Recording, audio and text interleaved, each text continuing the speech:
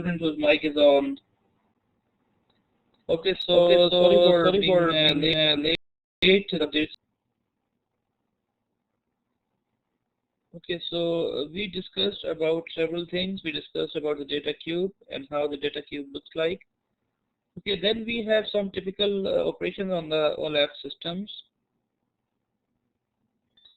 I hope that most of the students are able to log in now, and the ones who were not able to log in, please tell them to remind me to mark them present for today in the face-to-face class.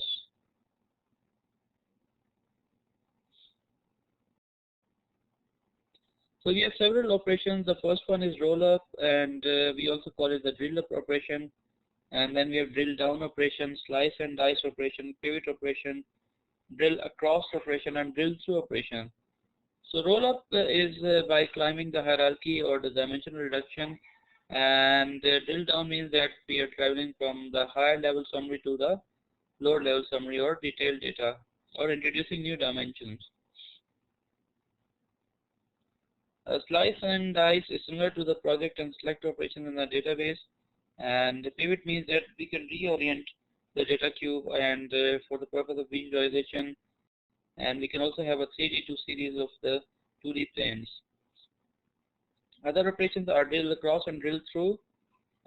Drill across involves more than one fact table, and drill through involves drilling through the bottom level of the cube to its back-end relational tables.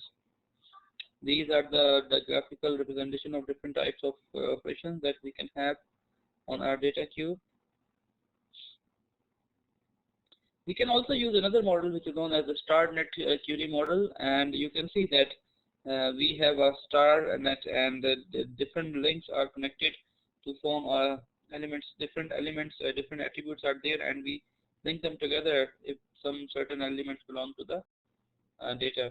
For example, we have customers order and contracts is there, and then we have product and product group is there, then we have organization and district is there, then we have country and location, and in that country is there.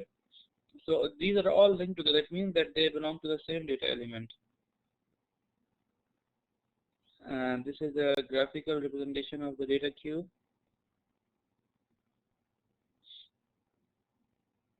Okay, the next topic is about data warehouse design and usage. We have a number of different designs. We first can have top-down view, then we can have data source view, data warehouse view, and business query view. So top-down view allows the selection of the relevant information which is necessary for the data warehouse. And similarly, data source view, it exposes the information which is being captured and stored and managed by the operational systems. The data warehouse view, on the other hand, it consists of fact tables and dimension tables, and the business query view, it sees the perspective of data warehouse in the form of from the viewpoint of the end user. Now, top-down, bottom-up approaches or combinations of both, they start with overall design. They start with the overall design and planning, whereas the bottom-up, it starts with experiments and prototypes, which is a type of rapid design. So we also have free software engineering point of view, where we can have we can also have a software engineering point of view of the data warehouse design, where we can have spiral model and the waterfall model. Waterfall model is a structured and systematic analysis, whereas the spiral method is used for the rapid generation of functional systems, and it gives us short turnaround time. Typical data warehouse design process. In this, we choose a business process, then we choose the grain or atomic level of the data, then we choose the dimensions of the data. After that, we choose the measures that will populate each fact table according to the record. So this is a typical data warehouse development, which is a recommended approach, and it is similar to the waterfall model. Just go through this model. Okay, so there are many applications of data warehouse. For example, we have information processing, which supports queuing, basic statistical analysis and reporting. And then we have analytical processing, which is a multi-dimensional analysis of data warehouse. And then we can also have the operation of data mining, where we have knowledge discovery from the hidden patterns, and it also supports association, constructing analytical models, and performing classification and prediction models.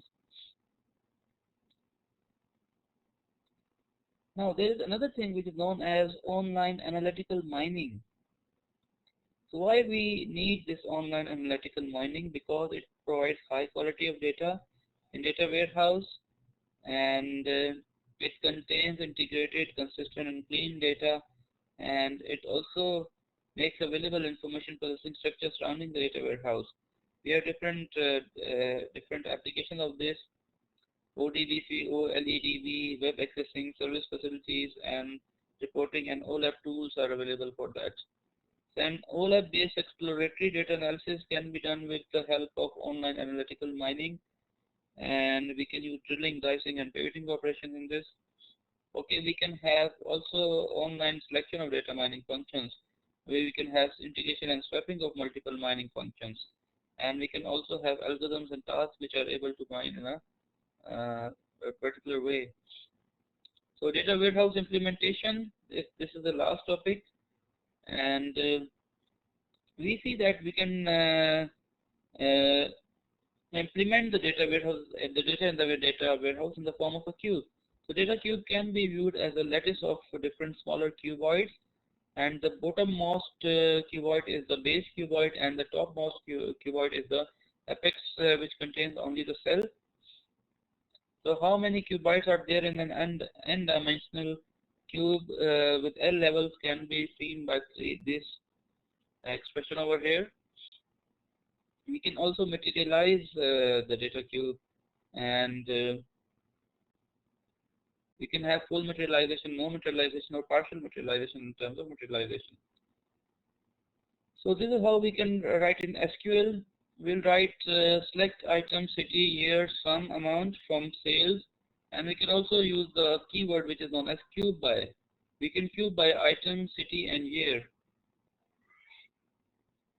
Okay, similarly, you need to compute the following group bys: data, date, product, customer, date, product, date, customer. They are different smaller groups.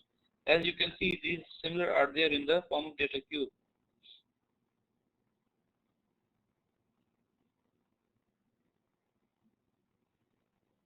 The next thing is the indexing of the OLAP data. We will use the bitmap index. So index, we use index on a particular column, as you can see in the table. We can index it. We have customer, region, and type on this side, which is our base table. Then we have index or region on region, and index on type. So wherever there is Asia, we will write 1 in front of Asia, and the rest will be 0. Wherever there is Europe, they will write 1 in front of Europe, and the rest will be 0. Similarly, on the type table, wherever the type is retail, we will write 1. And wherever the type is dealer, we will write 1 in front of that dealer. So this way we can index all these things. We can also have the join on index operations. So in data warehouse, join index relates the values of the dimensions of a start schema to rows in the fact table. So you can go through this. Okay, so what is efficient processing of OLAP queries? We determine which operations should be performed on the available cuboids. For example, whether we want to perform the transformation operation, drill down, rolling operation, etc. And also we want to determine which materialized cuboids should be selected for OLAP operation.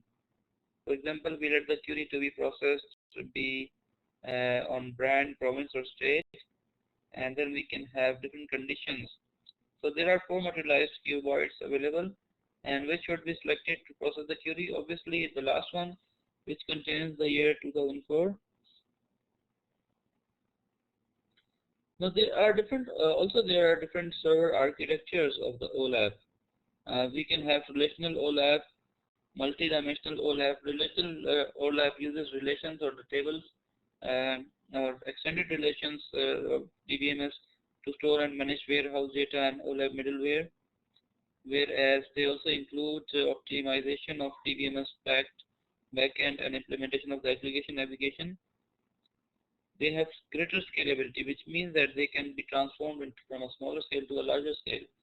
Multi-dimensional OLAP, also it's a sparse array-based multi-dimensional storage engine, and it provides fast indexing to pre-computed summarized data. We can also have a hybrid, which is a mixture of many. It provides more flexibility. It is low-level relational and high-level is array, for example. So example could be Microsoft SQL Server. We can also have some specialized SQL servers. For example, we can have specialized support for SQL queries over star and Snowflake schemas.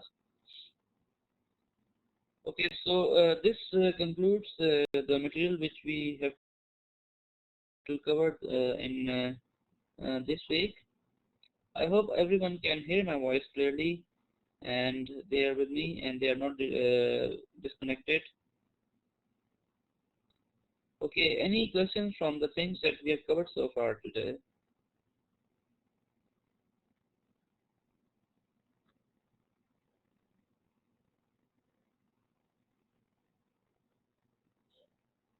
No questions?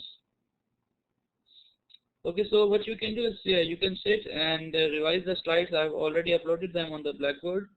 So see if you understand all the things or if you have any questions. I'm here. You can type your questions in this text area.